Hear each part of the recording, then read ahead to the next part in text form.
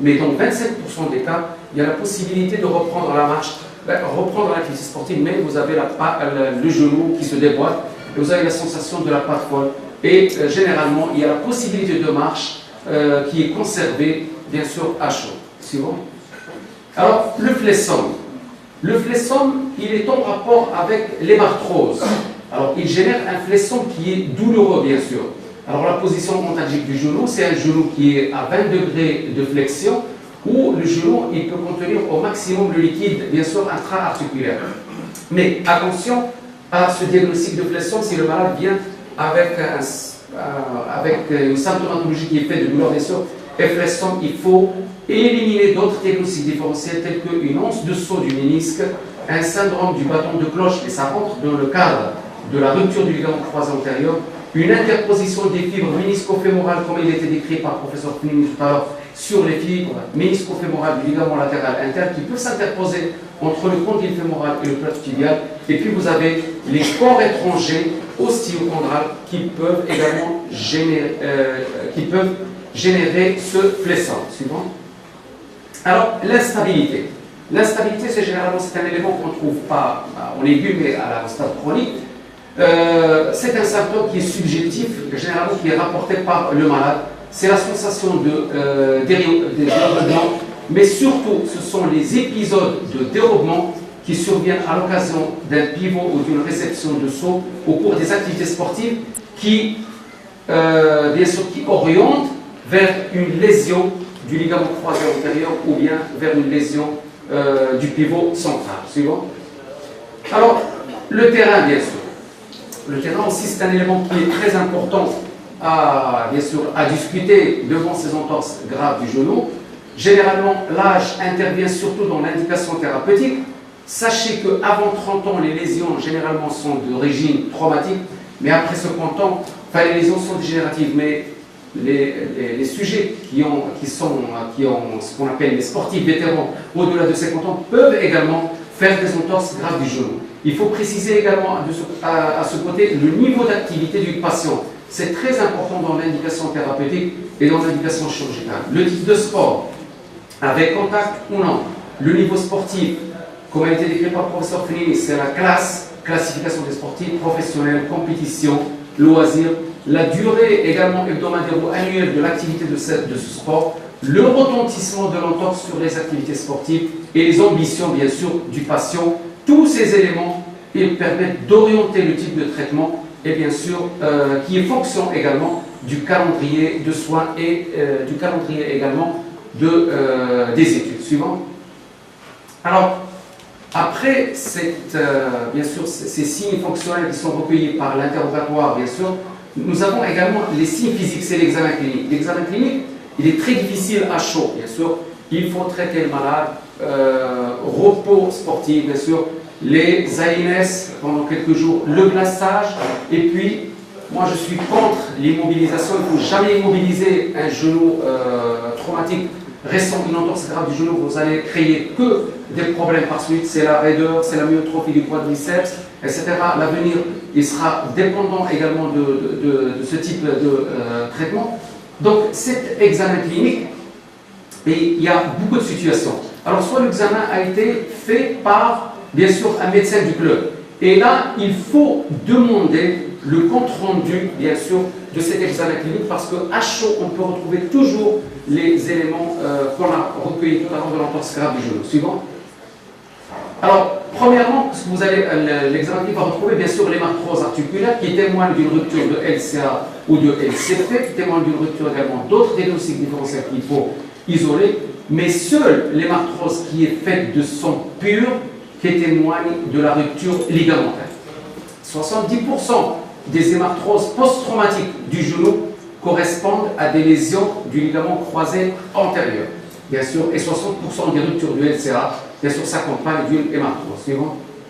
Alors, le maître symptôme ou le maître signe, bien sûr, d'une rupture du ligament croisé antérieur, c'est le test de Tria-Lachman.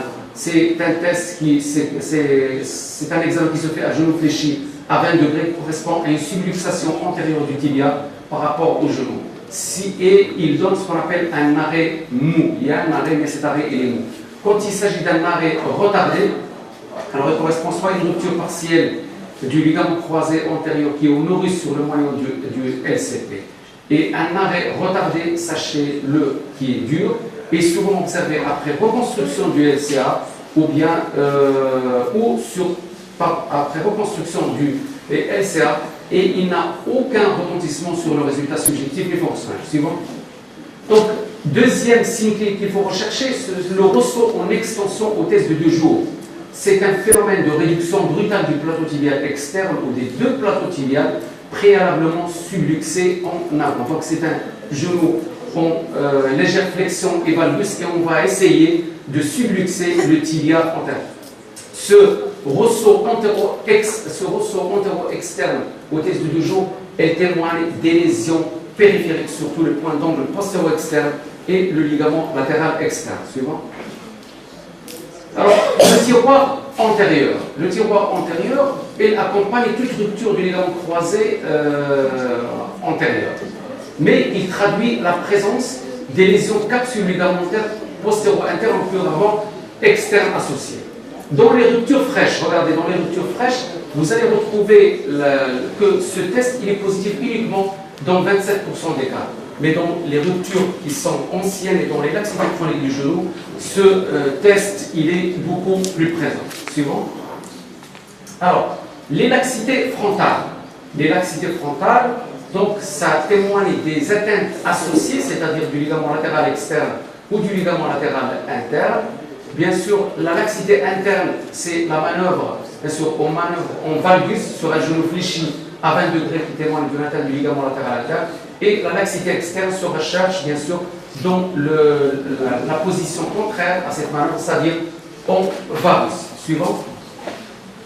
Alors, en conclusion, la prise en charge précoce de rupture de LCA, il doit dépister les situations qui nécessitent un geste précoce ou différé. Donc, à moyen terme, la gêne fonctionnelle et la motivation du patient sont déterminantes dans le choix et la stratégie thérapeutique au même titre que la mesure objective de la laxité. Suivant. Alors, à côté de ces lésions, donc, quand on a vu les signes fonctionnels et les signes, bien sûr, physiques, il faut rechercher d'autres signes associés. Les signes associés qui sont les lésions méniscales et les lésions cartilagineuses. Alors, les tests méniscaux, il faut rechercher les lésions méniscales parce qu'ils ont une valeur pronostique considérable dans le traitement des lésions du ligament croisé antérieur. Leur fréquence est très importante et sont de 27% pour le ménisque interne et de 21% pour le ménisque externe. Regardez au stade chronique ces lésions, bien sûr, des ménisques, elles passent à 2 ans de 20% à 70% à 4 ans d'une évolution d'une lésion du ligament croisé antérieur. Suivant.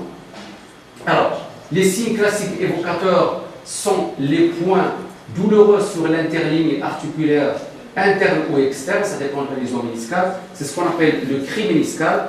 Et puis, vous avez le test de McMurray, vous avez le test appelé ou le grinding test qui se fait en position du gluteus ventral avec genou fléché 90 degrés et on imprime des mouvements de rotation interne et externe du pied et cette manœuvre va provoquer une douleur exquise soit au niveau de l'interligne articulaire généralement interne ou de l'interligne articulaire externe qui témoigne bien sûr d'une lésion du ménisque concerné.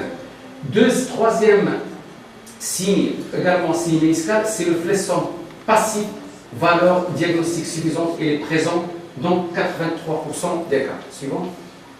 Alors, sans oublier bien sûr à la fin de votre examen clinique les amplitudes articulaires, c'est-à-dire rechercher ce qu'il y a un flexion, ce qu'il y a un récurvateur généralement sont absents, et bien sûr, sans oublier de quantifier bien sûr les valeurs de flexion et de l'extension. Suivant. Alors, à côté de cet examen, bien sûr, clinique, il y a un examen radiologique, moi j'ai un peu anticipé, c'est ce qu'on appelle la mesure instrumentale de la laxité, bien sûr, du genou qui a été démontré par le docteur Arachmi. Cette mesure, elle mesure la course antérieure tibiale lors de la manœuvre